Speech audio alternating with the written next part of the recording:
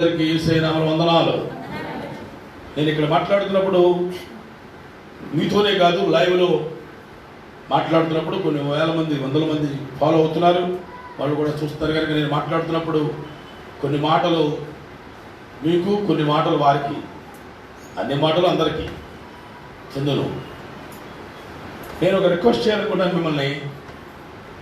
నేను ఇక్కడ నిలబడి మాట్లాడుతున్నప్పుడు పరిశుద్ధాత్మ దేవుడు ఆవరిస్తాడు. పరిశుద్ధాత్మ దేవుడు తన స్వాధీనంలో తీసుకుని ఆయన మాట్లాడుతుంటాడు.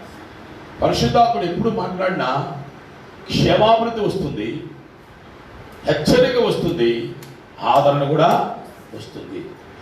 It is not intellectual preaching, it is anointed and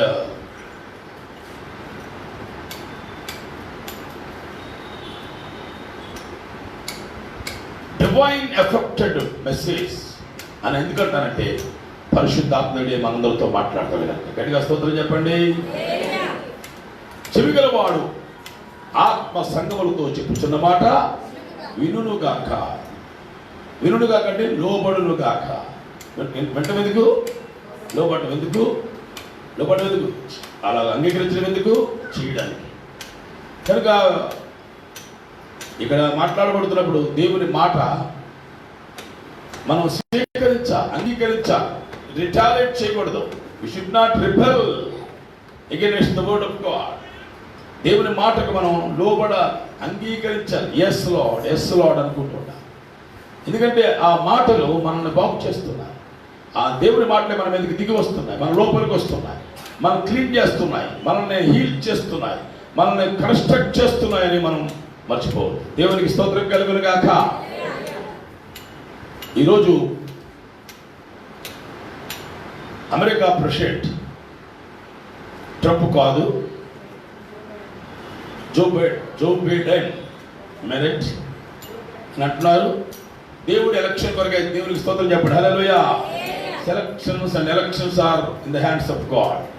ఎవరు గెలవాలన్నా ఆయన చేతులను, ఎప్పుడు ఎవరు నిలబెట్టాలో, ఇప్పుడు ఎవరిను వాడుకోవాలో ఆయన చిత్తంలో. ఇంకొక సంతోషకరమైన వార్త ఏంటంటే మన ఇండియన్ మెడ్రాస్లో పుట్టి ఒక్కతే దాదాపు 1950 అంటే ఇప్పుడు ఆమె వయసు చాలా ఎక్కువ. ఆమె అక్కడికి వెళ్ళి మరి ఎప్పుడు సెలెక్ట్ అయిందో అక్కడ జమైకన్ని, హ్యారిస్ అనే జమైకన్ మ్యారేజ్ చేసుకుని ఒక అమ్మాయిని కానీ ఆమె ఇప్పుడు అమెరికాకి, మన ఇండియా అమ్మాయి వైస్ ప్రెసిడెంట్ అయింది. దేవునికి స్తోత్రం కలుగును గాక. ఇప్పుడే నేను చూశాను, చాలా ఆశ్చర్యం. అమెరికాలో మరి అఫ్కోర్స్ ఆమె అమెరికన్ అయిపోయింది అక్కడ, తర్వాత ఆమె జమైకన్ అయిపోయింది, ఇండియన్నే. కానీ ఇప్పుడు ఇండియా తరఫున మనకు సంతోషం ఏంటంటే అమెరికాలో ఆమె వైస్ ప్రెసిడెంట్ అయిందంటే చాలా ఆశ్చర్యం కదా. నెక్స్ట్ దేవుని చిత్తం అయితే మళ్ళీ పోటీ చేసినటువంటి ప్రెసిడెంట్ అయిపోవచ్చు చెప్పండి. ఎక్కడ వారిని ఎక్కడ దేవుడు ఏం చేస్తున్నాడు అర్థం చేసుకో. ఈ మధ్యాహ్నం నేను మీతో మొర్దెకై గురించి మాట్లాడబోతున్నా. మొర్దెకై యూదుడు, ఈజ్ ఆఫ్ జెరూసలేం. ఒక యూదుడు, ఇశ్రాయేలు దేశంలో పుట్టినవాడు, చెరగొనుకోబడి చెప్పండి షూషను కోటలో ఉన్నప్పుడు, అనగా ఇరాన్ అంటున్నామే మనం. మన ఇండియా పక్కన ఆఫ్ఘనిస్తాన్ ఉంది, దాని పక్కన పాకిస్తాన్ ఉంది, ఆ పక్కన ఇరాన్ ఉంది. ఒకనాడు బబులోను సామ్రాజ్యం అనగా ఇరాక్ ప్రపంచాన్ని ఏలింది. తర్వాత ఇరాన్, మాదియ పారసిక దేశం అని పేరు పెట్టబడిన ఆ దేశం ప్రపంచాన్ని ఏలింది. మూడవదిగా గ్రీకుల సామ్రాజ్యం, ద గ్రేట్ అలెగ్జాండర్, గ్రీకుల సామ్రాజ్యం ప్రపంచాన్ని ఏలింది. తర్వాత నెబుకద్నెజర్, బబులోను సామ్రాజ్యం అనగా ఇరాక్.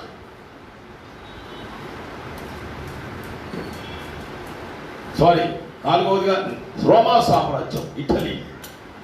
రోమా సామ్రాజ్యం ప్రపంచాన్ని ఏలింది. ఆ దినముల్లో మన యేసు పుట్టారు. గట్టిగా స్తోత్రం చెప్పండి. హల్లెలూయా. బాబిలోన్ అండ్ మాదియ పారసిక అండ్ గ్రీస్ అండ్ రోమ్ సామ్రాజ్యం పరిపాలించిన తర్వాత ఇప్పుడు ప్రస్తుతం ప్రపంచమంతా ప్రజాస్వామికం డెమోక్రసీ ప్రకారంగా ఎవరు ఎక్కడ ఉంటే అక్కడి నుంచి వారు ఎవరైనా పోటీ చేసి గెలవచ్చు అనే నినాదం ఏర్పడింది.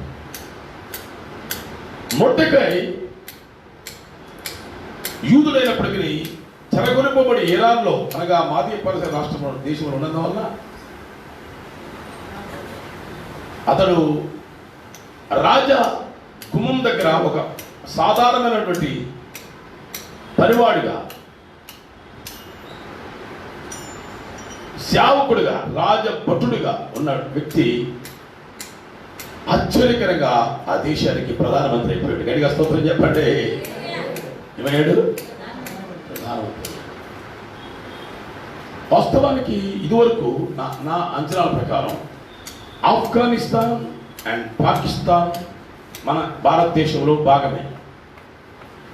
ఇప్పుడు ఇస్తేరులు అంటాడు కూషు దేశం మొదలుకొని హిందూ దేశం మొదలుకొని కూషు దేశం వరకు అంటాడు. అంటే ప్రపంచాన్ని అప్పట్లో ఆస్ట్రేలియా ఉంది కానీ స్థలం ఉంది కానీ దేశం లేదు, అమెరికా స్థలం ఉంది కానీ దేశం లేదు.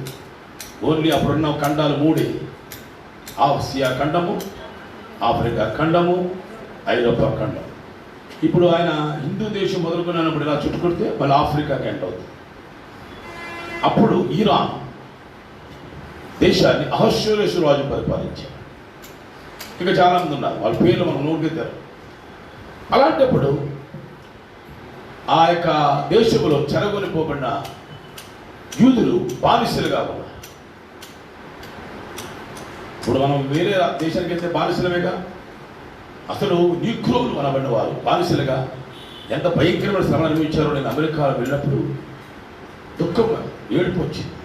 అక్కడ లేటెస్ట్ డెవలప్మెంట్ అంతా ఈ నీగ్రోలతోనే వాళ్ళు జంతువులను ట్రీట్ చేసినట్టుగా వాళ్ళని ఉపయోగించి పనిచేయించి డెవలప్ చేశారు.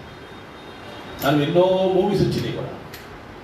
ఎందుకు ఈ మాట చెప్తానంటే, బానిస అనగానే ఆ రాజు పరిపాలన కింద ఆయన ఎలా చెప్తారైనా యూదులు ఐగుప్తులో కూడా బానిసలుగా ఉన్నారు. నియర్ అబౌట్ 430 years వాళ్ళు అక్కడ ఉన్నారు. ఐగుప్తు దేశంలో ఉన్నప్పుడు వారిని కఠినమైన సేవ చేయించాలని నిర్గమకాండంలో అలా ఆ పనులు చేయలేక మూలిగారంట. యో దేవాని మూలిగితే బైబిల్లో అంటున్న దేవుడు, ఆకాశం దేవుడు తన బిడ్డల యొక్క మూలుగును వినెను మరియు చూచాను. నువ్వెప్పుడు ఆయన బిడ్డగా ఎక్కడ ఉన్నా, చెరలో ఉన్నా, ఒంటరిగా ఉన్నా, వేదనలో ఉన్నా, కష్టంలో ఉన్నా, నువ్వు ములిగితే, నువ్వు మొరపెడితే, నువ్వు ప్రార్థన చేస్తే నీ దేవుడు చేస్తాడు, వింటాడు. యూదులకు ఒక అలవాటు ఉంది. కష్టం వస్తే వాళ్ళు మనుషుల దగ్గరికి వెళ్ళి, బాధలు వస్తే, వేదనలు వస్తే, సమస్యలు వస్తే, రోగాలు వస్తే వాళ్ళు డైరెక్ట్గా ఏం చేస్తారు? దేవునితో సహవాసం, దేవునితో మాట్లాడతారు. నీకు అనుభవం ఉందా? యూదులే అంత గొప్పగా నా జీవితంలో ఏ సహాయమైనా నా దేవుడే చేస్తాడని ఉంటే, క్రైస్తవుడా నీ జీవితంలో నీవు ఏదైనా సమస్య వచ్చినప్పుడు ఎక్కడికి వెళ్తున్నావు? ఎవరిని ఆశ్రయిస్తున్నావు? యెహోవాను ఆశ్రయించు నరుడు ధన్యుడు. ఆయనే నా కోట, నా కొండ, నా ఆశ్రయం. యెహోవాను గురించి చెప్పుచున్నాను. దేవుని బిడ్డలారా, మన జీవితాల్లో మనందరం కూడా క్రైస్తవులుగా ఒక రోషంలోకి రావాలి. రోషం కలిగిన క్రైస్తవుడా అని ఒక అనిల్ కుమార్ గారు పాట ఆయన రాసింది కాదు కానీ ఎవరో రాసిన పాట ఆయన పాడాడు చాలా అద్భుతంగా. అంటే క్రైస్తవుడు అంటే ఏంటమ్మా దైవన్ గారు? రోషం కలిగి. అసలు నీ దేవుడు ఎవరు? నిర్గమకాండం 20వ అధ్యాయం అంటాడు, నీ దేవుడిని యెహోవాను నేను రోషము గల దేవుడును. ఓ మై గాడ్, రోషమైన పౌరుషం అయాం అని ఎందుకనంటే ఇంకొక లేడు, నేనే, no one else, I am that I am, నేను ఉన్నవాడను అనువాడను అయి ఉన్నాను. ఇలా మన దేవుని యొక్క ఉనికిని, శక్తిని మనం తెలుసుకోవాలి. మహాదేవుడిని ఎంతో గొప్పగా మనం కొనియాడాలి. ఈ సభలు ఉన్నాయి, మనం పెడుతున్న సభలు అప్పుడు 3 లక్షలు ఖర్చు అవుతాయి. అదేమన్నా దేవుడికి ఏదైనా మనం ఇచ్చినట్ట, ఏం చేసినట్ట? అసలు ఏంటి ఆ దేవుడు? ఆ డబ్బులు మనయా? మనం ఖర్చు పెడుతున్నాము, లేదా ఏం చేస్తామో అవన్నీ ఎవరై? ఆయన మహిమపరచడానికి మనం చిన్న ప్రయత్నం చేసామంతే, పెద్ద ఏదో సాధించలేదు. మనం కొన్ని వేల మందితో, లక్ష మందితో పెట్టినంతే it is not valid, qualified. మనం చేసేది చాలా తక్కువే.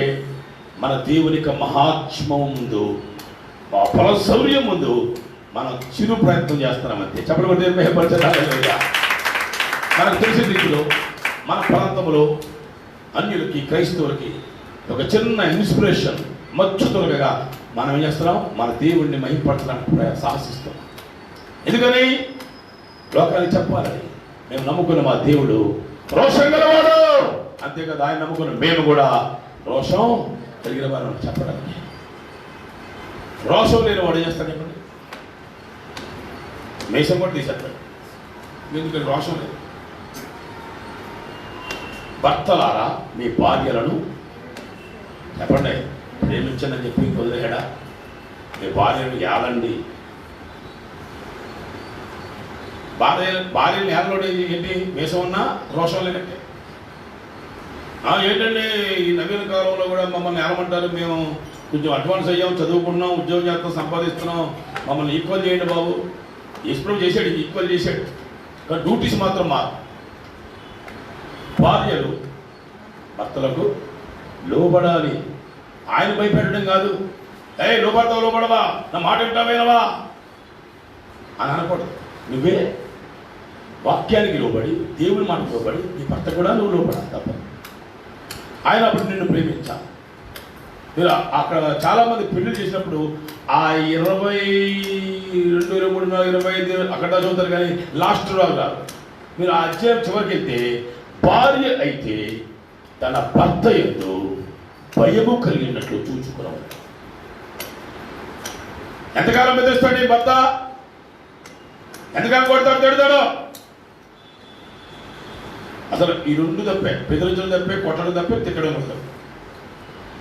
అందరూ చేతులు పెరుగుతుంది. పెళ్ళైనోడు తిరిగి మేము మగవాడు సంగతి, మా సంగతి. భార్యని కోపం వచ్చినప్పుడు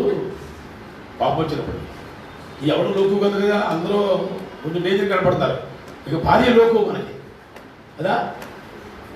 ఎన్నిసార్లు ఎదురిచ్చేసామో, కొట్టామో, తిట్టామో కదా, ఎదురిచ్చేసామో. బాగా నవ్వుతున్నాడు ప్రసాద్, నవలేక నవ్వుతున్నాడు మా జీవరత్నం గారు. ఎప్పుడు బెదిరించారయ్యా, నేను ఎప్పుడు కొట్టారయ్యా బాబు, నన్నే మా ఆవిడ కొట్టేసింది అన్నట్టు చూస్తున్నాడు. అండి వాడు ఎవరు కొట్టుకున్నా మొత్తం మీద మీరిద్దరే కొట్టుకోవాలి, ఎవరు కొట్టడం మిమ్మల్ని. అలా కొట్టుకోవడంలో, తిట్టుకోవడంలో కూడా భార్య భర్త సంబంధం చాలా విలువైంది, చాలా శ్రేష్టమైంది. అందులో ఆనందం ఉంది, అనుభవిస్తే. ఈ ఎడమమ్మ పెడమమ్మ జీవితాంతం ఇంకొకలాగా ఉండక లేదు. ఇప్పుడు 9 నెలలు అయింది రవి. 9 నెలలో ఎక్కడున్నావో ఇక్కడున్నా. ఇప్పుడు ఏమైంది? దేవుడు చేశాడు. అన్న మాట విన్నారా మీరు బౌలుగా? ఇక మేము కలుసుకోమో అంటే భార్య భర్తల బంధం, ప్రేమ బంధం, విరహం ఇంకెన్నో ఉన్నాయి. నాకు సరిగ్గా ఇవన్నీ రావు. అంచేత ఇప్పుడు ఆమె ఏమైంది? దేవుడు ఆ క్యాప్ అతను ఇంకా ఎక్కువ ప్రేమతో ఉండేటట్టు చేస్తాడు. గట్టిగా స్తోత్రం చెప్పండి. అసలు నాకు బాగా అర్థమైందంటే భార్య భర్తలు ఇద్దరు కాదండి. తెరవట్లేదు కానీ, అర్థం కావట్లేదు కానీ, ఇద్దరు కాదు, వాళ్ళు ఒక్కళ్ళే. ఇద్దరు కూడా కలిసి ఒక్కళ్ళే.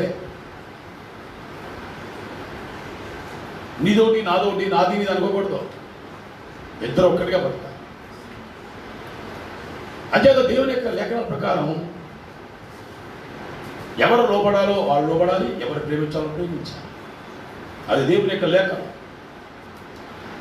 ఇశ్రాయేలు దేశంలో వాళ్ళు అన్ని సంవత్సరాలు బానిసలుగా ఉంటే అది దేవుని వాగ్దానం, ప్రమాణం. దేవుడు చెప్పాడు, నా ప్రజలు ఐగుప్తు దేశంలో 4 తరాలు వాళ్ళు అక్కడ ఉంటారు, 400 సంవత్సరాలు అక్కడ ఉంటారని ముందే దేవుడు చెప్పాడు. దేవుడు ఏది చెప్పకుండా చేయడు. దేవుడు చెప్తే ఆ చెప్పిన మాట మారదు, కానీ ఆ చెప్పిన మాట మనల్ని ఆదరిస్తుంది. గట్టిగా స్తోత్రం చెప్పండి. ఈ బాధల కష్టాలు ఎంతో కాలం కాదు, కొంతకాలం దేవుడు చెప్పినంత వరకే. దేవుడి టైం వస్తుంది, ఆ దేవుడి టైంలో నాకేమవుతుంది? విడుదల వస్తుందని ఒక తృప్తి, నిరీక్షణ కలిగిస్తుంది. అంచేత మనందరం కూడా పరాయి దేశంలో ఉన్నట్టే మనందరం ఎవరంటే యాత్రికులము, అనడమా ప్రయాణికులము, పరదేశులము అంటాడు. అబ్రాహాము, ఇస్సాకు, యాకోబులు ఎందుకు గుడారాలు వేసుకున్నారు? వాళ్ళ డబ్బులు లేవా? అసలు అబ్రాహాము అంటే ధనవంతుడు అప్పుడు ఇప్పుడు ఎప్పుడు ఎక్కడ లేడు. ఆయన సెటిల్మెంట్గా ఒక కన్స్ట్రక్షన్ చేసుకోవాలి, గుడారాలు వేసుకుని జీవిస్తుంటే ఆ కొడుకు అలాగే చేశాడు, మనవడు అలాగే చేశాడు, అందరూ అలాగే ఉంటారు. మేము యాత్రికులు, ప్రయాణికులు, పరదేశంలో ఉన్నట్టు బతికారట.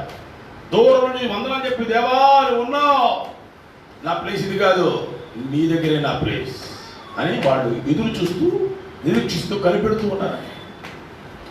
అంచేత మన జీవితంలో ఇప్పుడు భూలోకంలో ఉన్నాం. ఇప్పుడు మనం కూడా పరదేశులమే. ఆయన ఒక్కడే కాదు, మనందరం పరదేశం.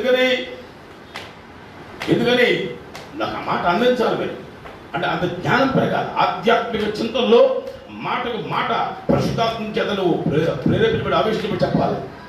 మన ప్రదేశం ఎందుకన్నానంటే చెప్పాలంటే 91 చెప్పాడు కదండి, నరులారా తిరిగిరండి. దేవునికి స్తోత్రం. తిరిగిరండి అంటే అర్థం ఏంటి? నీ ఊరిది కాదు, నువ్వు ఎక్కడి నుంచో వచ్చావు, ఎక్కడ కొంతకాలం ఉన్నావు, మళ్ళా ఎప్పటికైనా నీ వదిలి వచ్చినా నీ సొంత ఇంటికి, సొంత ఊరికి, సొంత ప్రాంతానికి నువ్వు వెళ్తావు. కనుక దేవుడు చేస్తాడు, నిన్ను ఒకనాడు పిలుస్తాడు. ఆయన పిలిచే వరకు మనల్ని ఈ భూమి మీద తీసేవాడు లేడు. దేవుడికి స్తోత్రం కలుగును గాక. ఎంతోమంది దుర్మార్గులు, రౌడీలు, భయంకరులు, పిశాచులు ఎన్నెన్నో రకాలుగా మనం వేధిస్తాయి, పీడిస్తాయి. కానీ ఎవరికి కూడా దేవుని సెలవు లేకపోతే మనల్ని ముట్టడానికి లేదు, పుట్టినా మనం చంపడానికి లేదు. సాతాను వేసాడు, యోబుని పరిశీలించాడు, పర్మిషన్ తీసుకున్నాడు. కానీ దేవుడు ఏం చేశాడు? ఆయన శరీరం మీద, ఆయన మనసు మీద నీకు ఇస్తున్నాను, కానీ ఆయన ఆత్మలను ముట్టడానికి వీలేదు. పాత నిబంధనలు అంత దగ్గరగా ఉంటే కొత్త నిబంధనలు నీ ఆత్మ, నీ జీవము యేసు ప్రభు యొక్క జీవపంలో ఉంది. Nobody can touch it. నేను ఎవడు ముట్టలేడు, ఎవరు ఏం చేయలేడు. ఆ మాటకు నీకు రోషం రాట్లే, ఎంటుకలు నిక్కబడట్లా, ఏం జరగదా, నన్ను ఎవరైనా చేయలేరు. నీ దేవుని బట్టి నీకేం రావాలా? పౌరుషము రావాలి. అందుకనే కొత్త నిబంధనలు చాలా చోట్ల పౌరుషము గలవారై ఉండుడి. దేవుని విషయంలో నీకు పౌరుషం రావాలి. నీ దేవునికి చెందాల్సిన మహిమ సాధారణంగా దొంగిలిస్తుంటే, మనుషులు దొంగిలిస్తుంటే చూస్తూ ఉండడం కాదు. అయ్యాలా దేవుని మహిమను దేవునికి నువ్వు ఇవ్వాలి. చేతులు చెప్పండి, థ్యాంక్స్ లార్డ్. దేవుని మహిమ దేవునికే చెందాలి. దేవుని వాక్యం చదువుదాం. ఎస్తేరు గ్రంథం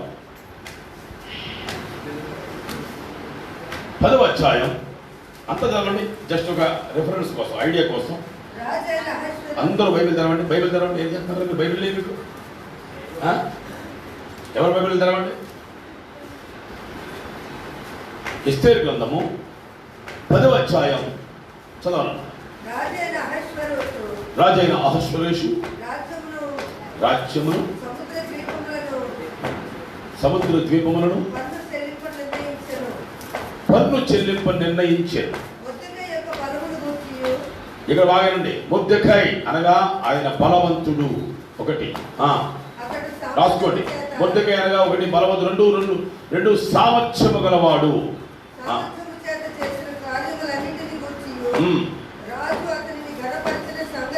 మూడు, మొర్దెకై ఘనత వహించిన వాడు, ఘనత పొందినవాడు. మాదీయుల యొక్కయు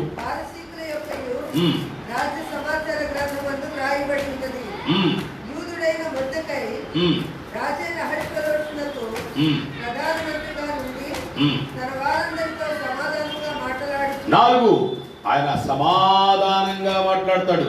మాట్లాడితే గొడవలు రావు, ఆయనతో కొట్లాటలు రావు. కొంతమంది మాట్లాడితే ఎప్పుడు గొడవలే సమస్యలు, కానీ ఆయన మాట్లాడితే సమాధానంగా మాట్లాడతాడు. 5, అతను ఏం చేస్తాడు? తన జనులు అనగా యూదులు, అతను యూదులు కదా, అన్ని దేశాలు ఉన్నాడు. అయినా కానీ తన జనులు ఎక్కడెక్కడ ఉన్నారో, ఎలా ఉన్నారో అని వారి క్షేమాన్ని చూస్తాడు. 5. 6వది, ముద్దుగా ఎవరు? గొప్పవాడు. తన దేశస్తుల్లో చాలా మందికి ఇష్టుడుగా ఉన్నాడు. 7, ముద్దుగా ఎవరండి? అక్కడ ఏముందామా? తన దేశస్తుల్లో అందరికంటే వింటమ్మా నువ్వు సరిగ్గా చదువు బైబిల్లో ఎంతగా బతకమ్మా. చాలా మందికి అంటే అర్థం ఏంటి రమ్మరా, చాలా మందికి అంటే అందరికీ కాదు, అలాగే కొందరికి కాదు. ఇప్పుడు మన అందరం మంచి అంటారా? నన్ను అందరూ మంచి అనాలండి అంటే అవుతావు. నువ్వు అపార్థం అవుతావో లేకపోతే అర్థం చేయబడతావో మొత్తం మీద కొందరు నిన్ను అపార్థం చేసుకుని నిన్ను ఏదో పలకరిస్తే నీకు ఇంకోలేక అర్థమై నువ్వు ఎవరో ఒకరి చేత అపార్థం చేయబడతావు కనుక అందరూ నిన్ను ఇష్టపడరు, కానీ చాలా మంది ఇష్టపడతారు. గట్టిగా స్తోత్రం చెప్పండి. అదే చరిత్ర. 7 అనుభవాలు అనుకున్నాయి. మొర్దెకై అనగానే ఎవరండి? బలవంతుడు, రెండవది సామర్థ్యం గలవాడు, 3 ఘనత వహించిన వాడు, 4 అందరితో సమాధానంగా మాట్లాడతాడు, 5 తన జనుల క్షేమాన్ని తెలుసుకుంటాడు, 6 గొప్పవాడు, 7 అందరికీ కాదు కొందరికి కాదు చాలా మందికి ఇష్టుడు. ఒకసారి పరిశీలించుకో, అనాలిసిస్ చేసుకో, అన్వయించుకో. నీలో ఇందులో ఏమైనా 7 లక్షణాల్లో ఒక లక్షణం ఉందా? బైబిల్ అన్నాడు, నాలో ఉన్నవాడు లోకంలో ఉన్నవానికంటే గొప్పవాడు. అంటే నీలో ఉన్నవాడు ఎవడు? గొప్పవాడు. నీలో గొప్పవాడు అంటే నువ్వేమవుతావు? గొప్పదానం అవుతావు. దేవునికి స్తోత్రం. మనం అందరికీ ఇష్టంగా ఉండలేకపోవచ్చు,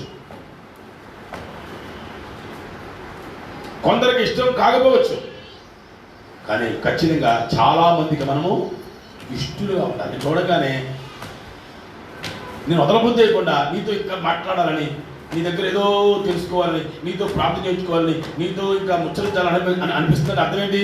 నువ్వు వాళ్ళకి ఇష్టం అన్నమాట. హల్లెలూయా. నీతో అలా ఉంటారా ఎవరైనా? పరిశీలించుకో ఒకసారి.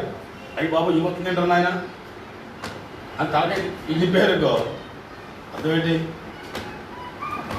నీ మాటలో మాట, నీ నోట్లో నోటు పెడితే రేంజ్లో ప్రమాదం. కొంతమంది కత్తిపోటు వంటి మాటలు మాట్లాడేవారు మాటలే, కానీ ఎలాగంటే పురుషుడినే మాటలే. కాబట్టి జోలికి ఎవరైనా ఎవరు వస్తారా? ఈయన అందరి క్షేమంగా ఆలోచిస్తుంటున్నాడట. చెప్పలేడు. అక్కడ అందరితో సమాధానంగా మాట్లాడేవాడికి అబ్బా ఎంత నెమ్మది ఉందో, ఎంత మాట్లాడితే అని నిధులు వస్తుంది. కనుక 7 లక్షల గురించి చెప్పడం నా ఉద్దేశం కాదు, కానీ నీ జీవితంలో, నా జీవితంలో మనమందరం కూడా చనిపోయేలాగా ఈ భక్తుల యొక్క ఈ శ్రేష్టమైన లక్షణాలు సంపాదించుకోవాలి. ఆఫ్టర్ ఆల్ ఒక సర్వెంట్గా, ఒక భటుడుగా, ఒక రాజా గుమ్మం దగ్గర ఉండే పనివాడుగా, సేవకుడుగా ఉన్న ఈయనకు ఇంత ఆధిక్యత ఎలా వచ్చింది?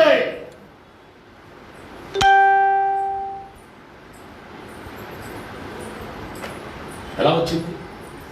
సింపుల్గా వచ్చేసలేదనా? ఏ రాజగృహం దగ్గర, గుమ్మం దగ్గర బయట కాపలావాడిగా ఒక భటుడు ఉన్నాడు. అతను రాజగృహములోనే అత్యున్నతమైనటువంటి, చెప్పండి అక్కడ రాజ్యానికే మొకటమైనటువంటి ఆ ప్రధానమంత్రి పదవి దక్కిందంటే దేవునికి ఇతరులతో ఉన్న సంబంధం ఏంటో మనం ఈ మధ్యాహ్నం పరిశీలించాలి. నువ్వెప్పుడు ఒకలాగా ఉన్నావంటే అర్థం నీకు దేవుడితో యావరేజ్ అనుబంధం ఉంది, కానీ అత్యధికమైన అనుబంధం లేదు. ఇందాక మనం పాయపాడాం, యేసయ్యతో అనుబంధం అధికమాయెనే. యేసుప్రభువు అన్నాడు, శాస్త్రుల నీతి కంటే, చెప్పండి పరిశుద్ధ నీతి కంటే మీ నీతి అధికం కాని అలా మీరు పరలోక రాజ్యంలో ప్రవేశించదు. అంటే నీకు నాకు ఒక ఛాలెంజ్ పెట్టాడు. నీ ముందు బాగా నిష్ఠాగరిష్ఠులైనటువంటి శాస్త్రుల్ని పరిశీలన పెట్టి నీ నీతి వేల కంటే ఎక్కువ ఉండాలి, నీ రోషం రావాలి, ఛాలెంజ్ తీసుకోవాలి, పౌరుషం రావాలి. అప్పుడేం చేయాలి? నువ్వు మనం ఏం చేయాలా? యేసయ్యతో మన అనుబంధాన్ని పెంచుకోవాలి. అందరితో సహవాసం ఉంటుంది, కానీ యేసయ్యతో అనుబంధం ఉంటుంది. అఫిలియేషన్ అంటారు ఇంగ్లీష్. నీ జీవితంలో యేసయ్యతో ఎంతవరకు, ఏ స్టాండర్డ్ వరకు వచ్చావు?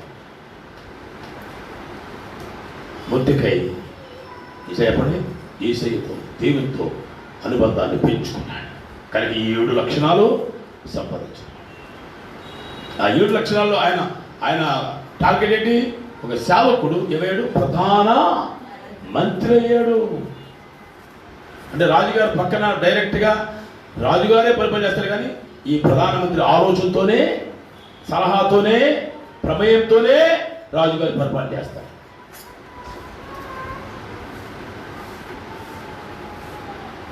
ఆయన ఒక ఛాలెంజ్ తీసుకున్నాడు. చదువుతారు ఎవరైనా దేవుని యొక్క మాటలు కొన్ని మధ్య నేను చెప్తుంటాను. I'm on time, don't worry. మీకు గంట తక్కువ చెప్పను, ఎక్కువ చెప్తాను. అలాగని 1 గంటకి తర్వాత ముగిస్తాను, కరెక్ట్గా ముగిస్తాను.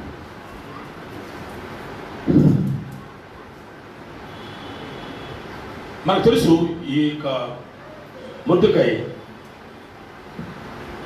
ఇరాన్లో ఉన్నాడు, బానిసగానే ఉన్నాడు.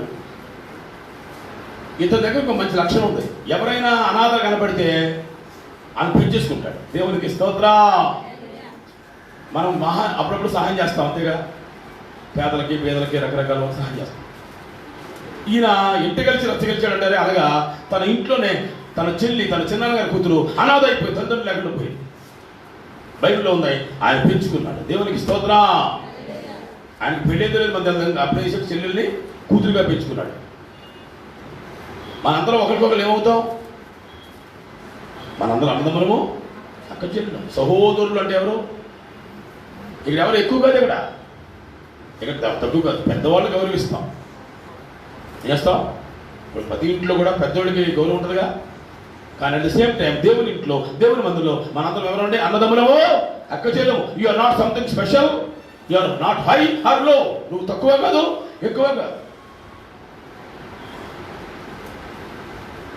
మీలో కొంతమంది నన్ను సన్మానించడానికి పోటీ పడ్డారని తెలిసింది నాకు. ఎవరే?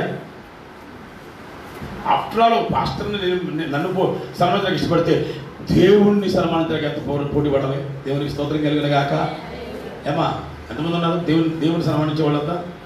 చేతులు పెకెత్తారు. రూతమ్మ, మీరమ్మ, మరి అమ్మ, మహామహులంతా చేతులు పెకెత్తారు. మీరు ఎందరో చేయాలి ఈ రోజు ఇచ్చి. పాస్టర్ గారినేమో ఎడ చేతితో సన్మానిస్తాము, కుడి చేతితో నా యేసయ్యను సన్మానిస్తా. మోషే గారు చేసేది పొరపాటు చేసే మీకు. మాట్లాడమంటే మాట్లాడాలి, కొట్టమంటే కొట్టాలి. ఒకసారి కొట్టమన్నాడు కదా, మళ్ళీ కొట్టేస్తే దేవుడు కోపం వచ్చింది. నీవు నా పరిశుద్ధతను సన్మానించలేదు కనుక నువ్వేం చేస్తావు? కనానులో ప్రవేశించావు. అంత లక్షల మందిని అన్ని రకాలుగా బాధలు పడి నడిపించి దగ్గరికి వచ్చాడు. ఆ నెబుని చూస్తే కణాలు కనబడుతుంది, కానీ దాంట్లో చేరడానికి లేదు. Because of little big very simple mistake. ఈశ్వడైనా ఈశ్వరుడు ఇది తెలవదు. దేవుడు చెప్పాడు, నీవు నా పరిశుద్ధతను సన్మానించలేదు. అమ్మా, మనం సన్మానించాల్సింది పాస్టర్ గారిని కాదు, విశ్వాసాలనే కాదు, బాగా కష్టపడేవారిని కాదు, పెద్దలనే కాదు, ముఖ్యంగా మనందరం కూడా ఇలా యేసయ్యను సన్మానించాలి. ఒక పాట కదా యేసయ్య గారు పాడిన, నా సన్మానానికే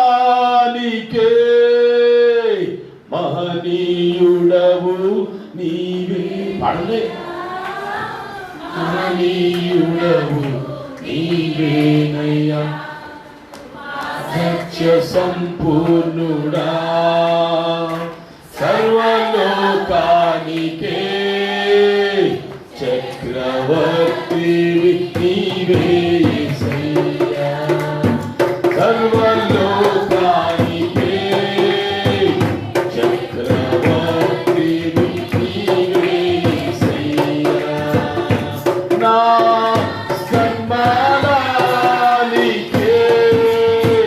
మహనీయుడవు నీవేనయ్యా, మహనీయుడవు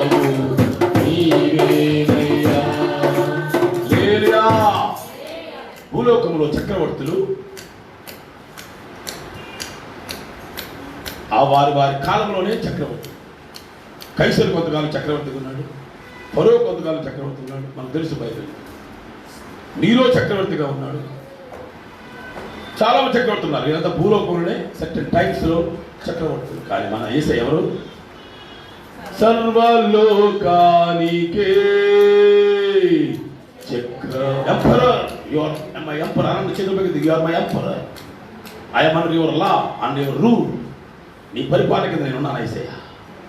కానీ నేను చేస్తాను, నిన్ను హృదయపూర్వకంగా సన్మానిస్తాను. యేసయ్యను సన్మానిద్దాం పిల్లరా. మోషే పాపం అంత కష్టపడి, ఎంత కష్టం. మనం ఇంట్లో ఉన్న 10 మందిని మెయింటైన్ చేయలేము. అన్ని లక్షల మంది మెయింటైన్ చేసి ఎక్కడో కంగారు పడ్డాడు. ఆయన కుదరదు. దేవుడి దగ్గర రాజీ లేదు. రోషంగల దేవుడు, పౌరుషంగల దేవుడు, నేను చెప్పిన మాట కూడా నువ్వు ఏం చేశావు? ఒకటి చెప్తే ఒకటి చేసావు కనుక నువ్వు నన్ను అవమానపరిచావు. సన్మానానికి వ్యతిరేకం ఏంటి చెప్పండమ్మా? అంటే ఏం చేయడం అంటే ఇన్సల్ట్ చేసి దేవుడిని రిజెక్ట్ చేయడానికి బదులు, ఫెలిసిటేషన్ చేయడానికి బదులు ఇన్సల్ట్ చేశాడు కనుక పరలోకాన్ని పోగొట్టుకున్నాడు. అక్షరమైన కళాన్ని ఎంటర్ అవ్వలేకపోయాడు. దేవుడు న్యాయవంతుడు కనుక మళ్ళీ యేసుప్రభు కాలంలో మోషే గారికి ఎంట్రన్స్ ఇచ్చాడు. అది వేరే విషయం. కనికర సంపన్నుడు కనుక ఎవరు తోలనాడు కనుక మళ్ళా మోషే గారికి కొండ మీద, రూపాంతరం కొండ మీద మోషే గారికి ప్రవేశించి దేశంతో మాట్లాడాడు. దేశ ఎన్నో సలహాలు చెప్పాడు. చాలా ఉంది, అది వేరే విషయం. కానీ దేవుడు అన్నాడు, నువ్వు నా పరిశుద్ధతని సన్మానించు. మన పని ఏంటమ్మా? ఆరాధన ఎందుకు చేస్తున్నాం మనం? ఆయన పరిశుద్ధతని సన్మానం చేస్తున్నాం. నువ్వు అంతరవాడవయ్యా, మహనీయుడివయ్యా, మహోన్నతుడవయ్యా, మహామహుడువయ్యా. మనం కొని ఆడుతున్నాం. ఏంటది? ఆయనకి చెందాల్సిన మహిమను ఆయనకి చెల్లిస్తున్నాం. దేవునికి స్తోత్రం చెప్పండి. హల్లెలూయా, హల్లెలూయా. చాలా సంతోషం. కనుక మొర్దెకై జీవితంలో ఆ యొక్క చెల్లెల్ని కూతురుగా పెంచేసుకున్నాడు. అంటే అనాథలు, అంటే ఎవరైనా సరే అతని కళ్ళ ముందు కష్టపడుతుంటే అతను తట్టుకోలేడు. ఈ ట్రై టు డూ సంథింగ్. కనికరం గలవాడు, జాలి గలవాడు, దయ గలవాడు. అది మనకు ఎలా తెలుసు అంటే ఆ ఇస్తేలో ఒక్కదాని కోసం కాదు, యూదులందరి మీదకే భయంకరమైన విపత్తు అపాయం వచ్చింది.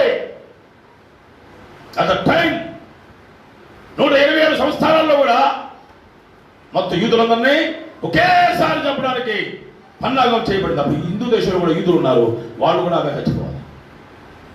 అయితే తన ప్రజల పట్ల అయ్యో అతను ఎంతో వేదన కలిగిన వాడై ఏ రకంగా ప్రవర్తించాడో మీరు చూస్తే ఆశ్చర్యపోతారు. ఒక మానవుడే కదా, యూదుడే కదా, ఇంతేలా చేస్తాడా? చేసి అసలు గొడవ ఎందుకు వచ్చిందంటే, ఆ చెల్లిగా పెంచుకున్న ఆమె కూతుర్ని రాజుగారు పెళ్ళాడు. రాజుగారు పెళ్ళాడితే ఇప్పుడు ఈయనేమవుతాడు? రాజుగారు ఏమవుతాడు చెప్పండి? మామ.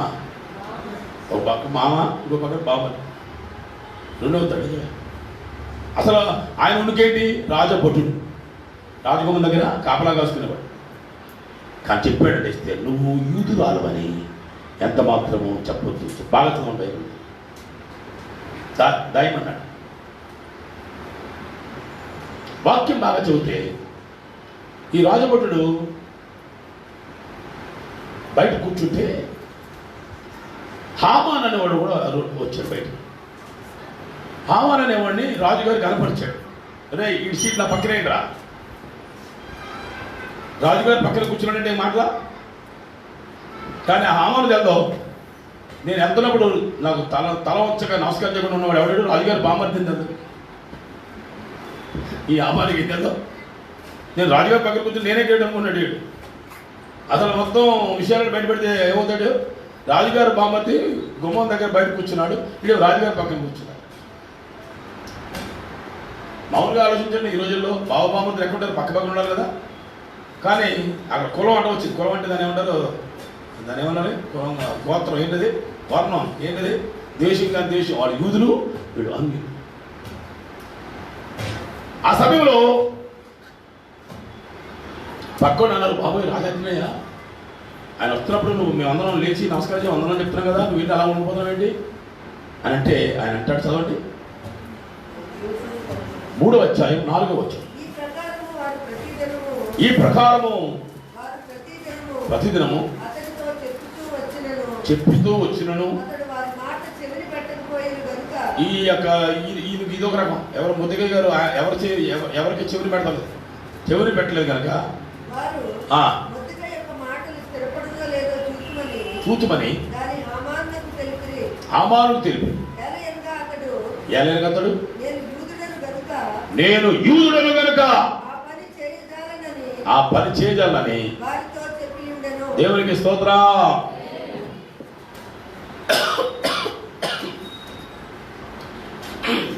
యూదుడు అన్ని పనులు చేయడు. రాసుకొని అండలం చేయను. అక్కడ నేను యూదుడను కనుక ఆ పని చేయించాలి. ఏ పని చేయవయా? నువ్వు మాలాంటి బంధుడివే, సైనికుడివే, ఇక్కడ గుమ్మ కాపలదాడువే, మాతో పాటు నువ్వు కూడా తలంచాల్సిందే అని అన్నారు వాళ్ళు. నేను యూదుడినే, నేను ఆ పని చేయించాలి. మీకు సత్యం తెలుసా? యూదుడు ఎక్కడున్నా సరే ఎవడికి మెడ వంచడు. యూదుడికి ఒక పేరు ఉంది తెలుసా? మెడ వంచని జనాంగం. పోయి స్టిప్ నెక్కడ్ పీపుల్ అంటే మెడ వంచని జనాంగము. ఎవరు పడితే తల వంచరు, తల తెంచరు. అందరిని గౌరవిస్తారు కానీ ఎవరు పడితే తల వంచరు యూదులు. అందుకే నిష్ప్రభున్నాడు మెడ వంచని జనాంగమా అని మాట్లాడాడు. ఆయన కూడా యూదులై ఉండి వాళ్ళని హెచ్చరిక చేయాల్సి వచ్చింది. అంటే ఈ మధ్యాహ్నం కాదు నీ జీవితంలో యూదుడు అనగానే అతను ఏంటంట, ఎలా పడతాగా ఏ పని పడితే పని చేసేవాడు కాదు. మరి నువ్వు క్రైస్తవుడు, నువ్వెవరు? యూదుడికి అంత రోషం పౌరుషం ఉంటే నిబంధన రక్తాన్ని మన కోసం చిందించి రక్తంతో నిబంధన చేసుకున్న యేసయ్య బిడ్డవు నువ్వు.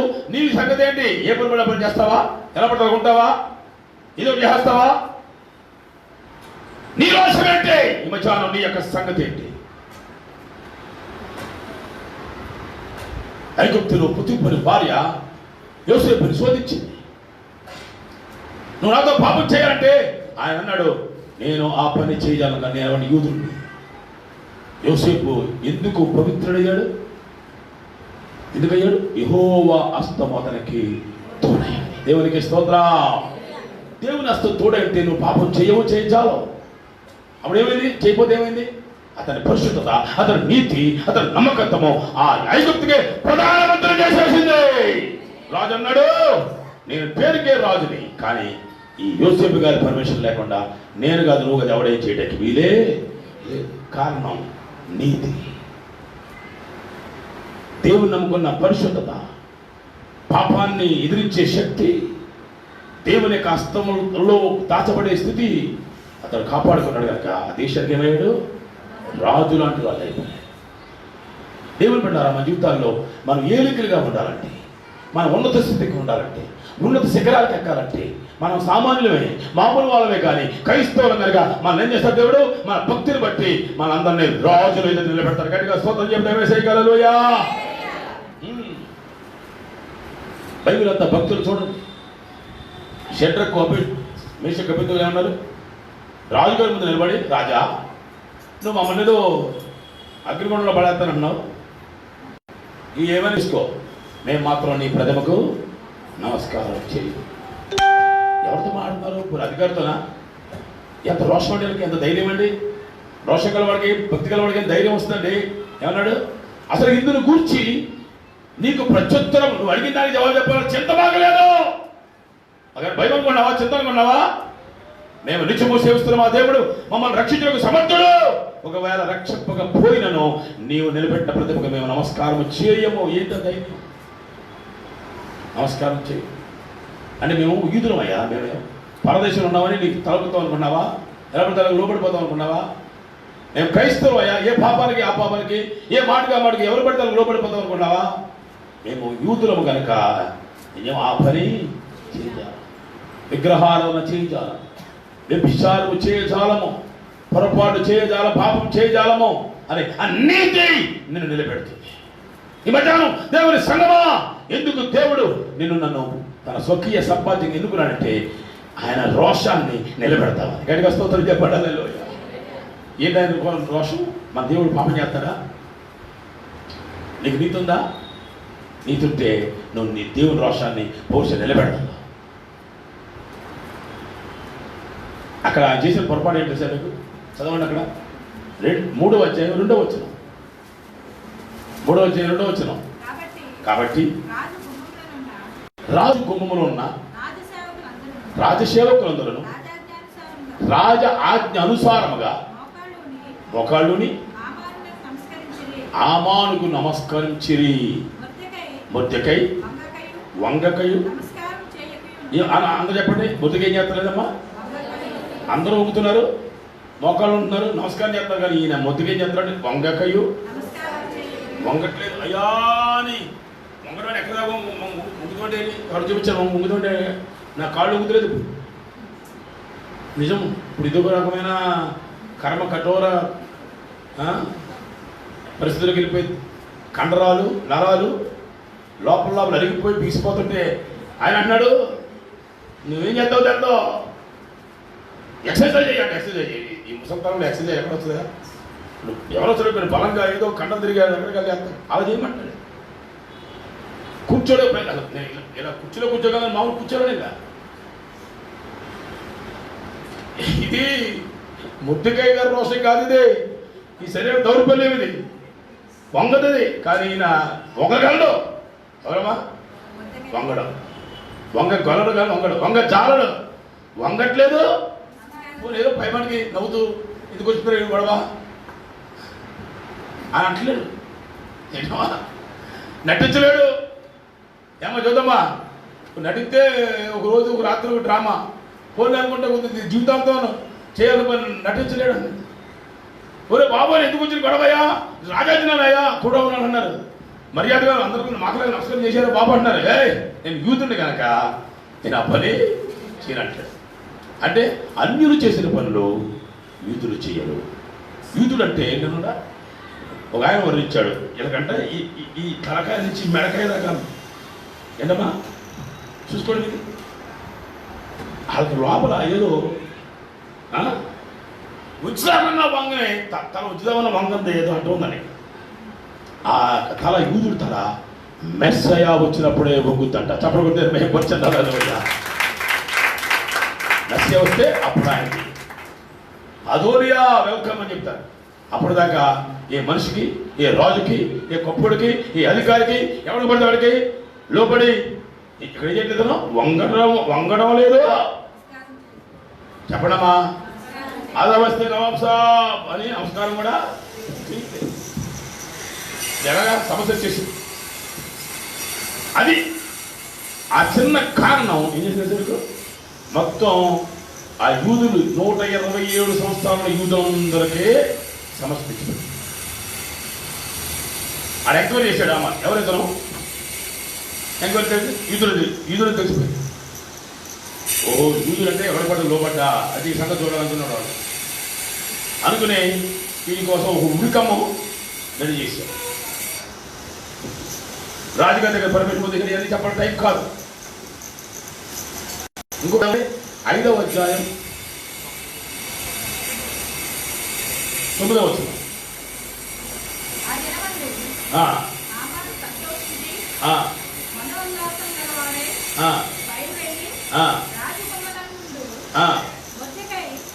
రాజగుమ్మంలో కూర్చున్నాడు మహానుభావుడు. ఆయన రాజుగారి పక్క నుంచి కూర్చుని బయటకు వస్తున్నాడు.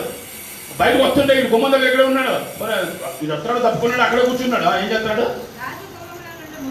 మొర్దెకై తన్ను చూచియు లేచి నిలవకయు కదలకయు ఉన్నందున. చూసారా ఇప్పుడు ఈ గొడవ? ఒకటే వంగడం, 2 నమస్కారం చేయడం, 3 నిలబడ్డావు. అయ్యగారు పెద్దలు వస్తానని నిలబడతాం కదా, నేను నిలబడ్డావు. ఇంకోటి కూర్చుని కదలకుండా సమూలంగా తీసుకుని ఉంటాడు.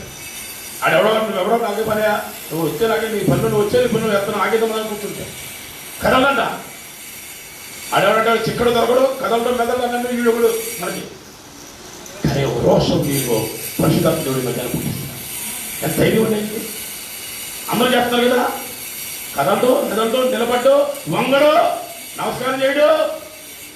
ఎలాగంటే గొడవ వచ్చేసింది. ఈ ఒక్కడి గురించి యూదులందరికీ ఒకేసారి విపత్తు వచ్చింది. కొన్నిసార్లు నీ భక్తి, నీ కుటుంబానికి, నీ ఊరికి, నీ సంఘానికి, నీ ఇంటి వరకు కూడా విపత్తు వస్తుంది. పర్వాలేదు, కంగారు పడక. ఇక్కడ here is the good news. Good news ఉందా? గుడ్ న్యూస్ ఉందా? చెప్పాలి. గుడ్ న్యూస్ ఉందా? వీడికి అర్థమైపోయింది. ఓహో అక్కడ కోపం వచ్చింది, ఆగ్రహం వచ్చింది. నా రాజుగారి పక్కన కూర్చుంటాడు, నా మీద చెప్తాడు, నాకే కాదు నా కుటుంబానికి కాదు మా యొక్క యూదులందరికీ ప్రమాదం తెస్తారని అర్థమైపోయింది. అప్పుడు ఇంకొకటి ఉంది యూదులకి, ఎవరికి వంగని వాడు ఖచ్చితంగా దేవుడికి మాత్రం వంగిపోతారు. స్తోత్రం చెప్పండి. హల్లెలూయా. ఒక రూట్ తెలుసు. నీ క్షేమం యొక్క రూట్ తాళం నీకు తెలవాలి. నువ్వు క్షేమంగా ఉండాలనుకున్న తాళం దేవుడు ఏమిచ్చాడు అది నీకు తెలవాలా. చదవండి 4వ అధ్యాయం 1 చదవండి. స్పీడప్. జరిగినంతయు తెలియగానే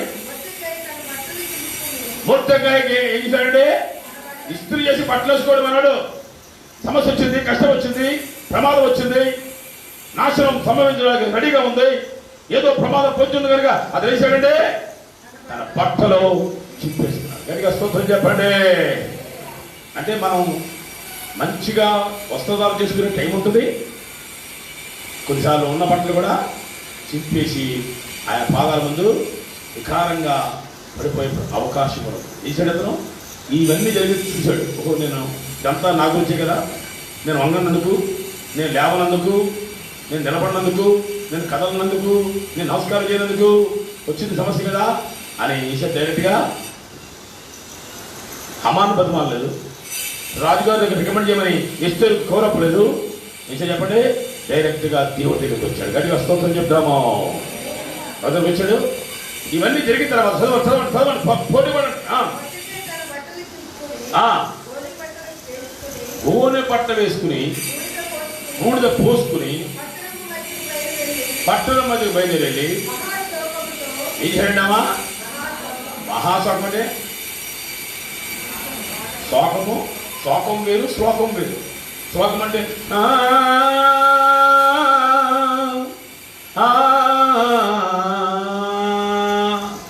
కొంచెం సంతోషంతో శ్లోకం వస్తుంది, కానీ దుఃఖంతో ఏమొస్తుంది? శోకం.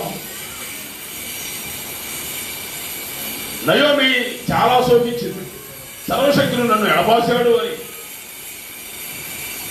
కానీ ఇక్కడ ఇది శోకించింది ఎందుకంటే ప్రభువా నీ బిడ్డలు కనుక, నీ దాసుడు కనుక, నేను నీకు లోపడాలి కనుక నేను మనుషులకు లోపడలేకపోయినయ్యా, అయినా మాకు విపత్తు వచ్చిందయ్యా, నీ చిత్తమేంటి జరిగించమని దేవుని దగ్గర ఏడవడం శోకించి.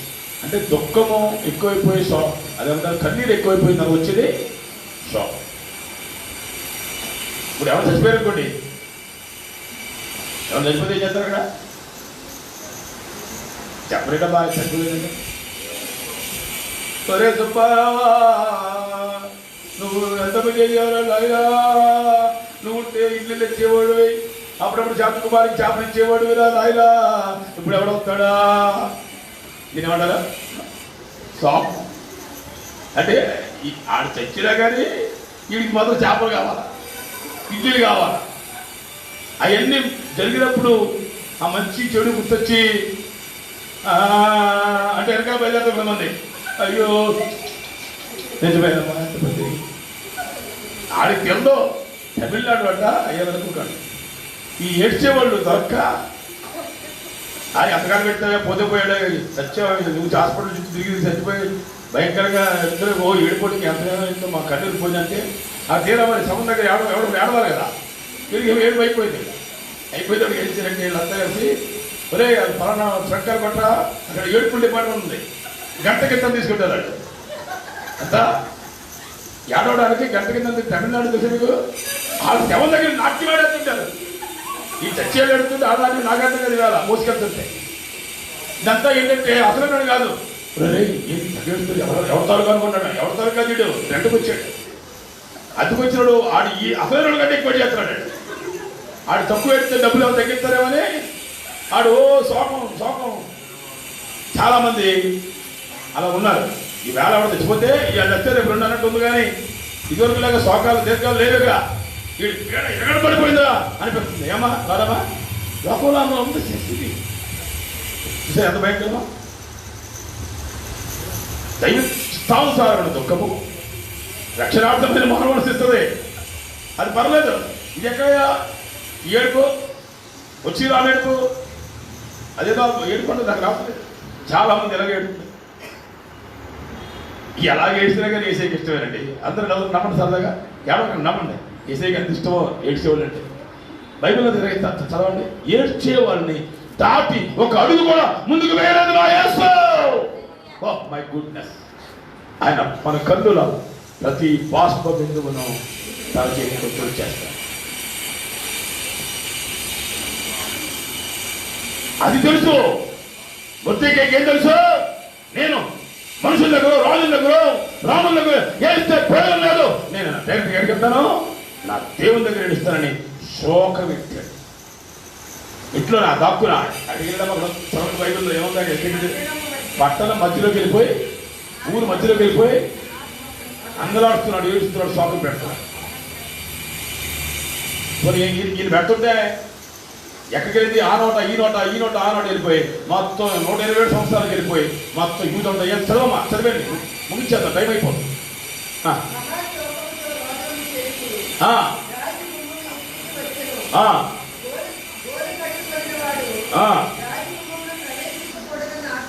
కలదు.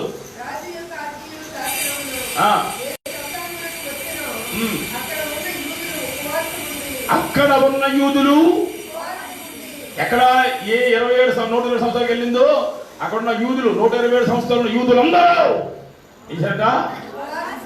అది పట్టుకొని తాళం పట్టుకొని గట్టిగా హల్లెలూయా. నీకు ఆపద వచ్చిందా? కరోనా వచ్చిందా? కష్టం వచ్చిందా? అప్పు వచ్చిందా? వేరే వేదన వచ్చిందా? ఏదో కావాలనిపించిందా? నీకు నాకు క్రైస్తవ సంఘానికి ఉన్న ఒకే ఒక మూల తాళం ఉపవాసము. చాలా మంది భక్తులు విమర్శిస్తున్నారు, ఉపవాసం చేస్తే ఏమొస్తుందండి? ఉపవాసం మృతికై చేశాడు, యూదులతో చేశారు, ఎస్టర్ చేసింది, పనికర్తలు చెలికర్తలు చేశారు, ఉందా బైబిల్లో? మరి ఇంతమంది ఉపవాసం చేసేమంది 127 సంవత్సరాల మీద వచ్చి యూదులందరూ వచ్చి ఒకే ఒక విపత్తు, అందరూ చచ్చిపోవాలి, అందరూ బతికేశారు. గట్టిగా స్తోత్రం చెప్పండి. చనిపోవలసిన వారు ప్రక్రియ కారణం ఏంటి? ఉపవాసము. చావు నీ దగ్గరగా వస్తుంది కానీ చావే చచ్చిపోతే నువ్వు చావు. కారణం ఏంటి? నువ్వు దేవుని దగ్గర ఇచ్చినా, కన్నీరు కార్చినా, ఉపవాసం చేసిన.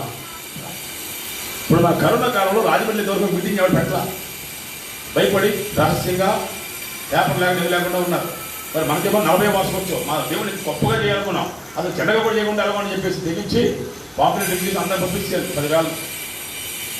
నా ఆశక్తి, మన ఆశక్తి కరోనా నిజమే, సమస్య ఆరోగ్యమే లేదు, అన్ని ఇబ్బందులే. ఏమో మీటింగ్ జరిగినప్పుడు ఎవడో వచ్చి అటాక్ చేయొచ్చు, ఎన్నో ఏం చేయొచ్చు. కానీ ఒకటి, మనం 40 రోజులు ఉపవాసం పెట్టుకున్నాం. స్తోత్రం చెప్పండి హల్లెలూయా. మన ధైర్యం ఏంటి? మేము ఉపవాసం చేస్తున్నాం, మా కార్యక్రమాలను దేవుడు చేసుకుంటాం. మాయకారి దేవుడే చేసుకుంటాడు. ఎందుకు ఉపవాసం ఉన్నావు? ఉన్నారు అసలు. నేను ఫస్ట్ టైం పగలుంటే రాత్రి ప్రోగ్రాం ఉంటే పగలు తినేవాడిని, రాత్రి ప్రోగ్రాం ఉంటే పగలు ఉండేవాడిని, పగల ప్రోగ్రాం రాత్రి తినేవాడిని. అలాంటిది దేవుడు ఆత్మ 40 రాత్రులు ఎన్నో మీటింగ్లు వెళ్తున్నా, ఆడు పంచపక్ష ఫలాలున్నా నేను తిన్నాం అంటే ఆనుమతి పోతుంది. ఇంకొక చెప్పలేకపోయేవాడు, చెప్పలేక ముందు పగలు తిని రాత్రి వెళ్ళేవాడు. కానీ నేను కూడా ఉపవాసం ఉన్నాను. నాకున్న ధైర్యం ఏంటంటే రోజు రోజుకి నాకున్న లోపల దేవుని ఆత్మ కలిగించే ఆ యొక్క చెప్పండి విశ్వాసం ఏంటంటే మన సభలో కూడా అద్భుతంగా జరిగిపోతాయి. స్తోత్రం కలిగి ఉన్న కాక అన్న చెప్పండి హల్లెలూయా. దేవుని కార్యాలు జరుగుతాయి. నీ జీవితంలో ఆపదలు వచ్చినా, అవసరం వచ్చినా, ఏ దేని వలన సాధ్యం కాకపోయినా, అనేక రకాలుగా నీకు సంభవించిన నీకు నాకు ఒకే ఒక తాళం ఉపవాసము. అనంటే చాలా ఏంటి అందరం అంటాడు ఏంటమ్మా? అది తెలిసిన భక్తిలో రహస్యం తెలుసుకున్న మొర్దెకై ఊరు మధ్యలోకి వెళ్ళి ఏడవడం మొదలెట్టింది. ఇంట్లో ఏడవచ్చు, ప్రార్థన గదిలో ఏడవచ్చు, మందిరంలో ఏడవచ్చు. అది ఎక్కడికి వెళ్ళేసాడు? ఊరిలో సోహొక్కమెత్తి మరి ఏడిస్తే ఆ మాట, ఆ విషయం మొత్తం. అప్పుడు ఆ రోజుల్లో సెల్ ఫోన్లు లేవుగా, అంచెగాండ్రికి వెళ్ళలేదుగా, ఎక్కడో అక్కడ భయపడి వస్తారుగా. కానీ వార్త ఏంటిది? ఈ నేర్చిన వార్త 127 సంవత్సరాలకు వెళ్ళిపోతే అక్కడ యూదులందరూ కూడా ఏంటంట? ఉపవాసం ఉండి మొదట చదవమ్మా. ఏ దుఃఖమమ్మా?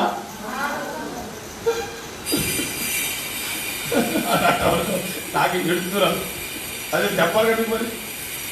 ఏమా అమ్మో శుభమనమ్మా, ఇನ್ನು ఏడుకొచ్చారు నవ్వొచ్చారు అని ఎడుతున్నావు. ఇది ఆ ఏడుపు కాదంటే ఎలాగా చెప్పడమా? మహాదుకోండి పొంగిపోయి ఇంకా ఆవిడ ఇది రాకుండా చచ్చిన వాళ్ళ దగ్గర ఏడుతున్నది కది, బతికిన వాళ్ళ కోసం ఏడుపు ఎంత ఎక్కేది. ఎవరున్నారు మా సంఘంలో అలా ఏడ్చేవాడు ఎవరున్నారా? కొంచెం ప్రాక్టికల్ చేసి చూపించానమ్మా తల్లికి దండ పెడతాను. ఏమ్మా పుస్తకం రానే కనపడుతున్నారు.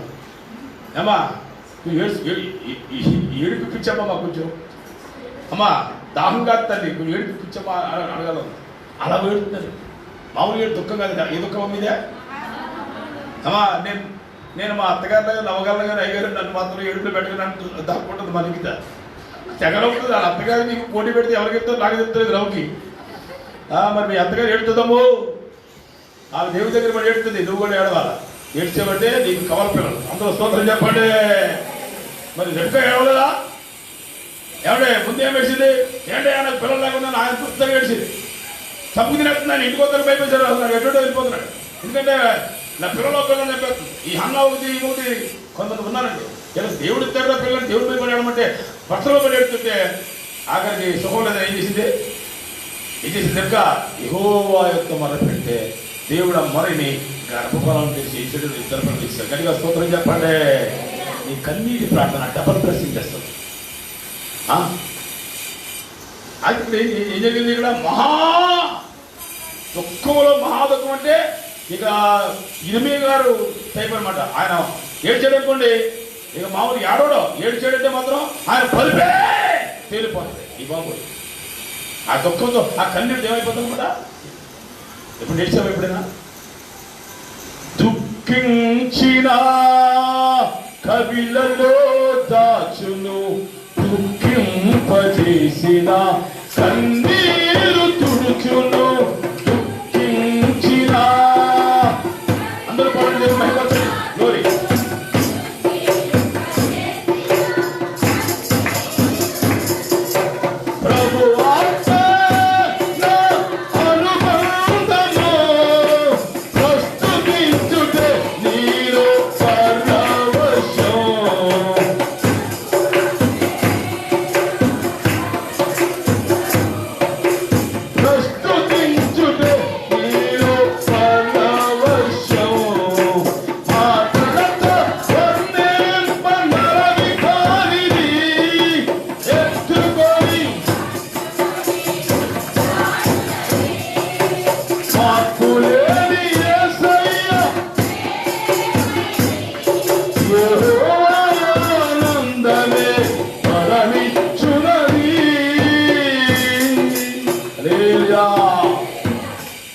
నీ జీవితంలో నా జీవితంలో రోదించడం రావాలి, మహారోదనం రావాలి.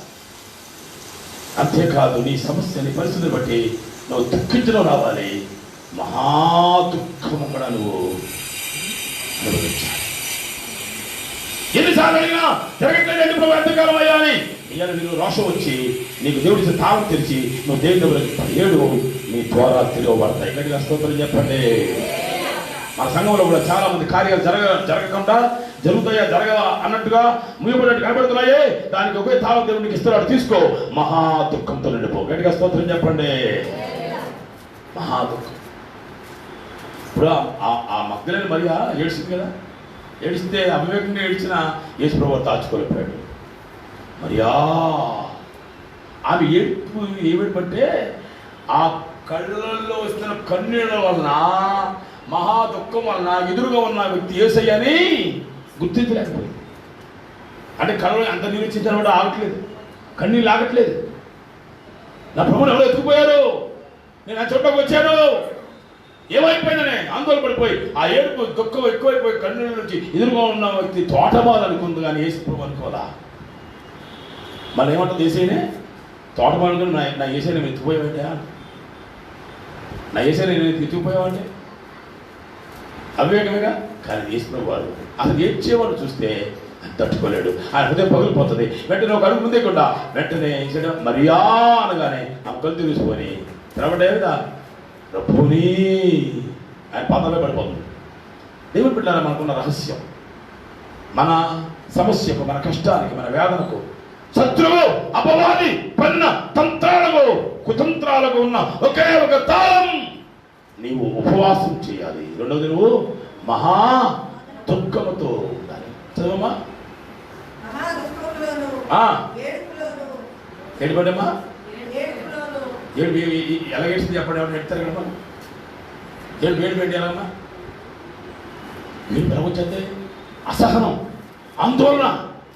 అయ్యి బాబో ఇప్పుడు ఏం చేయాలి, మొత్తం మా వీధులను ఒకేసారి చచ్చిపోతారు, నేను ఒక్కడనే చేసిన పొరపాటు కాదే, నా దేవుని యొక్క చిత్తానికి నేను లోపడ్డానే, నా దేవుని ప్రకారం నేను ఉన్నానే. ఎలాగ కంగారు పెట్టినప్పుడు, ఆందోళన వచ్చినప్పుడు ఏమవుతుంది, ఏం చేయలేక ఏడుతున్నా ఎగంటాడు అప్పుడు. అలా కాదు, ఇది ఏం చేయలేక ఏడుతు. ఏం చేయగలడు, తను సామాన్యుడు, కానీ తనకు ఒక విద్య ఉంది, మహోన్నతుడి విద్య. ఏంటండి, దేవుని దగ్గర ఇప్పుడు ఆడడం. దేవునికి స్తోత్రం. తెలుసా నీకు, ఏదైనా కష్టం వస్తే భర్త మీద, భార్య మీద, పిల్లల మీద, తల్లి మీద పోరాటం కాదు. నీకేం అవసరం వచ్చినా, నీకే కష్టం వచ్చినా ఏం చేయాలి, దేవుని దగ్గర పడి ఏడుతూ నేర్చుకో. ఏడు. అందుకని చెప్పాను మనం శుక్రవారం, మీ దగ్గర నాకు ఏడుపు కావాలి. స్తోత్రం. మీ కన్నీళ్ళు కావాలి. మీ కన్నీళ్ళు ఉంటే మన సంఘం అభివృద్ధి కాదు, మన సేవ అభివృద్ధి పొందడమే కాదు, మన సభలు గొప్పగా జరగడం కాదు, మనం ఈ ఊర్లో, ఈ పట్టణంలోనే అనేక మంది మొక్కమైన కిరీటంగా మార్చబడతాం. అది నీ కన్నీటి మీద ఆధారపడుతుంది. నువ్వు ఏడవకుండా ఉంటే ఎప్పుడు పంటకు వస్తావు, ఎప్పుడు పరమోసుకు వస్తావు, ఎప్పుడు దీవెన పొందుతావు, ఎప్పుడు దీవెన పంచుతావు. ఈ మధ్యాహ్నం నీ జీవితం ఒకే ఉంటాము. ఉపవాసం ఉండి ఇవాళ మనం యోవేలు 12 అంటాడు, ఇప్పుడైనను మీరు ఉపవాసం ఉండి మహోపూర్వంగా ఆయన దగ్గరికి వస్తే. మన సమస్య లేవా? సభలంటే ఏమన్నారు, యుద్ధం. సైతాన్ కంటే యుద్ధం చేసి మా ఊళ్ళో ఉన్న వాళ్ళని ఎవరినో ఒకరిని విడిపించాలని, ఎవరైనా ఒకరైనా మార్పు పొందాలని మనం పెడుతున్నాం. మనం బాగుపడాలి, అనేక మంది బాగు చేయాలి. సైతాన్ కూడా ఊరుకుంటాడా? ఆడిపోరాలు ఆడిపోతాడు, ఎన్నెన్నో చేస్తాడు. ఆఖరికి ఎవరిదే చెయ్యము మనదే అనండి. జయం ఎవరిదే? ఏడ్చే వాళ్ళదే, దుఃఖించే వాళ్ళదే, ఉపవాసం వాళ్ళదే. ఇంకో పని చేసేసాను చదమ్మా.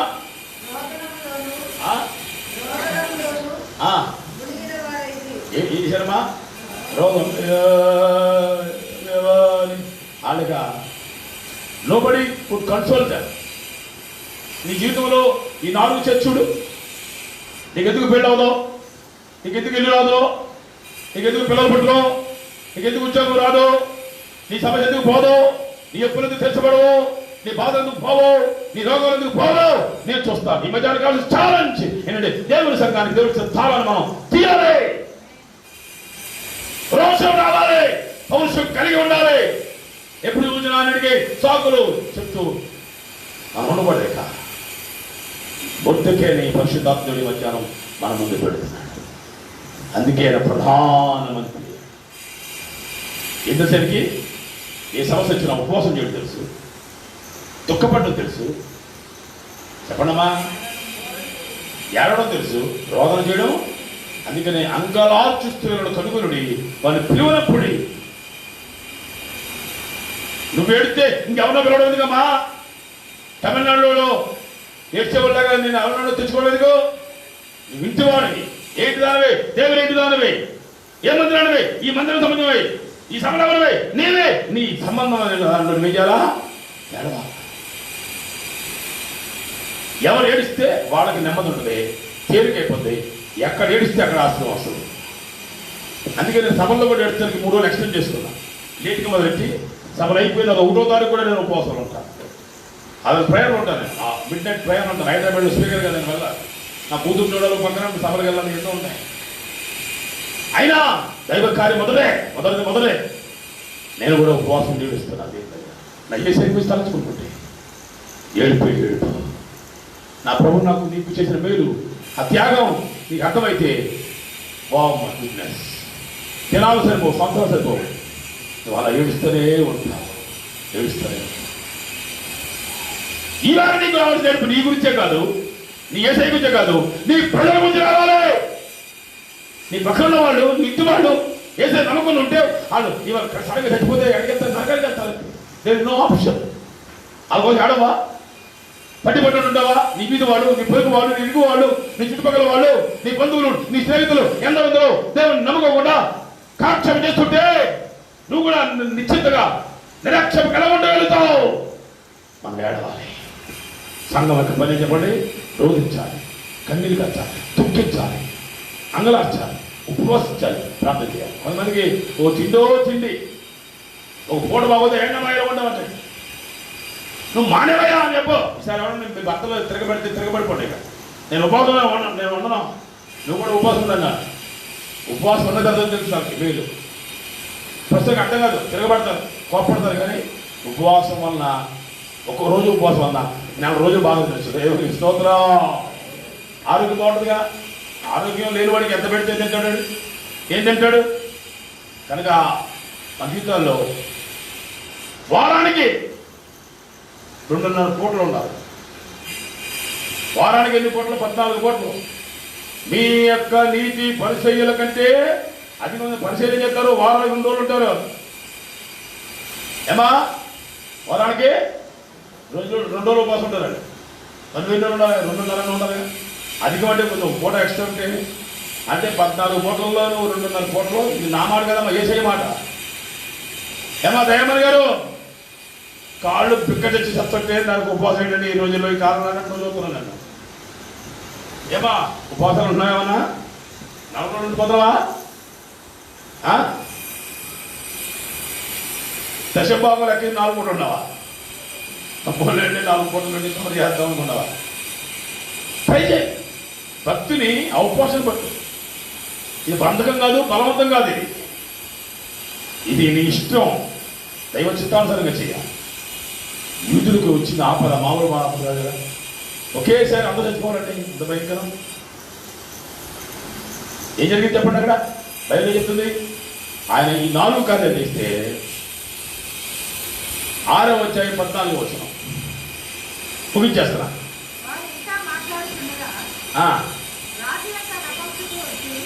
అమ్మ 14 12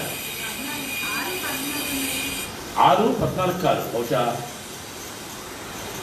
ఈ ఆమాలు ఇంటికి వెళ్ళాడు, పట్టుకోండి. ఇంటికెళ్ళి స్నేహితుల్ని భార్య పిలిచి, అమ్మా నేను ఆయన కోసం ఊరుకొమ్మని తయారు చేస్తే ఆ రాజుగారు ఏమన్నా పట్టుకెళ్ళి ఈయన గొర్రెలు ఎక్కించి రథాలు ఎక్కించి ఊరంతా ఊరేగించుకున్నాడమ్మా, నాకు వెళ్ళి అవమానం వచ్చిందమ్మా అని ఏడుస్తున్నాడు వీడు. నువ్వు ఎవరి కోసం అయితే ఎవరి నిమిత్తం ఏడుతున్నావో ఆడు నువ్వు చేసిన పనికి ఆడు ఏడుస్తాడు. చదవమ్మా 6లో కూడా 6 పని చదువు.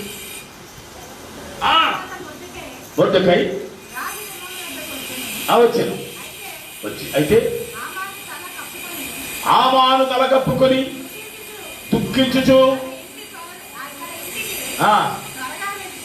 చూసారా, నేను ఏడిపించినోడు ఏడుస్తాడు. నేను ఎవడైతే ఏడిపిస్తున్నాడో ఆడు ఏడ్చేస్తాడు నీకు గంటకి. అంతేకాదు నీకు ఉరుకమ్మ చేస్తున్నాడు, ఆ ఉరుకమ్మ పడిపోతాడు. నేను చంపాలన్న వాడు ఆ చచ్చిపోతాడు. నీ గుడ్డ ఉన్నాడు, ఆ గుడ్లో పడిపోతాడు. నీకు విరోధంగా రూపించబడిన ఏ ఆయుధమో వచ్చలదు. నీకు వ్యతిరేకంగా ఎవరైనా చేశారో, నేను ఎవరు ఏడిపించారో వాళ్ళు ఏడుస్తున్నాడు. దుఃఖించి ఇంటికి వెళ్ళిపోయి చదవండి.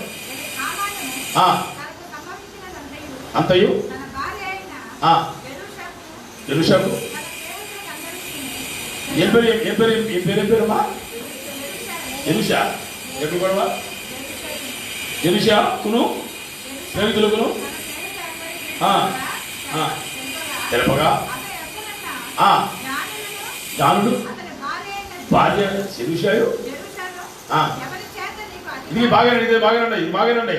ఎవరి చేత నీకు అధికార నష్టం కలుగుతున్నదో, నువ్వు అధికారమైన నీకు ఎవరు నమస్కారం చేయట్లేదో, వంగట్లేదో, నిలబట్టలేదో, చెప్పలే కదలట్లేదో, నీకు అధికారం ఉన్నా కానీ ఎవరు నేను పట్టించుకోవట్లేదో అతడు ఆ మొర్దెకై ఒకవేళ అతడు యూదుల వంశపు వాడైతే అతని మీద నీకు జయము కలగదు. గనుక స్తోత్రం చెప్పండి. హల్లెలూయా.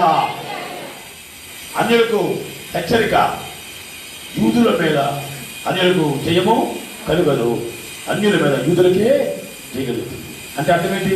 క్రైస్తవుడా, దైవజనుడా, సంగమా, మనకు జయమే కానీ అపజయము లేదు. మన మీద ఎంతమంది ఎన్ని రకాల పట్టణాలు చేసినా, అవి సైతాన్ శక్తులు చేసినా, మానవ శక్తులు చేసినా. ఇప్పుడు జగన్ మొన్న వద్దులా బాబు అంటే అనుకోండి వేసాడు. పాస్టర్లందరికీ 100 మందికి 100 మందికి అప్పుడు వేసుకున్న డబ్బులు ఇచ్చాడు. కేంద్ర ప్రభుత్వం ఒక హెచ్చరిక వచ్చింది. వాళ్ళందరూ కూడా ఒక ఎస్సీ సర్టిఫికేట్ కలిగి ఉంటే ఏదైనా ఉంటే వాడు శిక్షించమని ఇప్పుడు ఒక ఆర్డర్ పెట్టాడు. కేంద్రం. నేను చెప్పాను అందుకే మా వాడు గురే ఎవరు ఆడబడరా మనకు 5,000 ఉంటుంది అన్న చెప్తున్నా. జగన్ గారు ఇంత చెప్పా డైరెక్ట్గా. సుభాకర్ శాస్త్రి ఒకసారి ముందుగా ఉంటాడు. ఎవరు జగన్? ఒక మానవుడు, మనలాంటి మానవుడు, దేవుడు కృపలో ముఖ్యమంత్రి అయ్యాడు. అతను ఏం చేస్తే ఏం చేయగలుగుతాడు? మనలో కూడా ఏదో మన ఓట్లు కూడా కావాలన్నా 5,000 ఎవరికి ఇస్తావు నువ్వు? అందరితో పాటు నేను ఉపత్తికి ఇచ్చానని అంటున్నాడు. కానీ కేంద్రం ఆర్ఎస్ఎస్ బీజేపీ గవర్నమెంట్ ఏమని చెప్తున్నా సార్ మనమాట శిక్షించాలన్నమాట. ఎంత రకాల ప్లాన్ చేసినా మన అస్త్రం మనం ఉపయోగిస్తాం. ఎవరిది? మన మీద అపజయం పొందాల్సిందే కానీ ఎవడైనా జయం పొందడానికి లేదు. గట్టిగా స్తోత్రం చేయమనాలోయ లేదా? ఎందుకు? మనం యూతులం. ఎవరు మనం? క్రైస్తవం. అతడు యూతుడైతే మాత్రం నీకెంత మాత్రం జయము కలిగిన భార్య చెప్పేసింది. ఇప్పుడు చెప్పాలి, సరిగ్గా చెప్పాలి, అన్నీ చెప్పాలి జగన్కి. మౌనంగా ఉండడం కాదు అక్కడ. అది నేను చెప్పేస్తాను. అదే ఆఖరి రోజు అనుకుంటా. అంతేగా నేను ఎవరు చంపడు. చస్తే ఏ స్లో కోసం చచ్చిపోతాను. గట్టిగా వస్తుందని చెప్పడాలి. లోయ రూల్ ఫర్ ఆల్ ఏమంటుంది అక్కడ? ఏమంటుంది? భార్య, స్నేహితులు, జ్ఞానులు, ఒరే నువ్వు పోయి ఈ పాస్టర్ గారిలో పెట్టుకున్నావేంట్రా? ఎవరితో పెట్టుకున్నాడు? మొద్దుకైతే పెట్టుకున్నాడు. యూతుడైతే నీకు నాకు చేయలేదు. దేవునికి స్తోత్రం. క్రైస్తవులతో పెట్టుకున్నవాడు ఎవరికి చేయలేదు. అది మోడీ ప్రభుత్వమైనా, ఇటు జగన్ ప్రభుత్వమైనా, ఇంక ఎవరి ప్రభుత్వమైనా సరే ప్రపంచంలో క్రైస్తవులతో పెట్టుకున్నవాడు ప్రభుత్వం కూలిపోవాలి కానీ నిలబడదు. లైవ్లో మాట్లాడుతున్నా. Here carefully. ఈ మధ్యాహ్న కాలంలో మన జీవితాల్లో మన రోషం మనం పక్షించాలా, మన పౌరుషం మనం పెంచుకోవాలా. మనం ఏమొచ్చినా మన దేవుడికే మరి మొదలు పెట్టాలి, ఏడవాలా. అంతేకాదు దేవుడి వల్ల మనం జయం పొందుకోవాలి. గట్టిగా స్తోత్రం చెప్పండి. ఎలాగొస్తుంది జయం? ఎలాగొస్తుంది? వంగకుండా ఉంటేను, వంగపోతే, నిలబడకపోతే, నమస్కారం చేయకపోతే, కదలకపోతేనేమో ప్రమాదం వస్తుంది. 4 చేస్తే ప్రమాదం వస్తుంది, 4 చేస్తే జయం వచ్చేస్తుంది. దేవునికి స్తోత్రం. ఉపవాసం చేస్తే, మహా దుఃఖంతో ఉంటే, ఏడిస్తే, చెప్పండి, రోధిస్తే జయం ఉంటుంది. అలాగా నీ కుటుంబ జీవితంలో, నీ సంఘ జీవితంలో, నీ క్రైస్తవ జీవితంలో నువ్వు పెట్టే ప్రతి కార్యక్రమంలో జయము పరిశుద్ధాత్మ ఇస్తాను వాగ్దానం చేస్తాడు కనుక మనందరం కూడా ఇదే తాళాలు పట్టుకుని, ఇదే పట్టుగా పట్టుకుని మన క్రైస్తవ జీవితాన్ని సాహసోపేతంగా, వీరోచితంగా, చెప్పండి, రోషంగా, పౌరుషంగా మనసబడి మనందరం కూడా దేవుని కొరకై ఉన్నత విలువలతో ఒత్తికై వలే ఒత్తిడిదము కాక. కళ్ళు మూసుకోండి, ప్రార్థన చేసుకుందాం. జీసస్. కళ్ళు అందరూ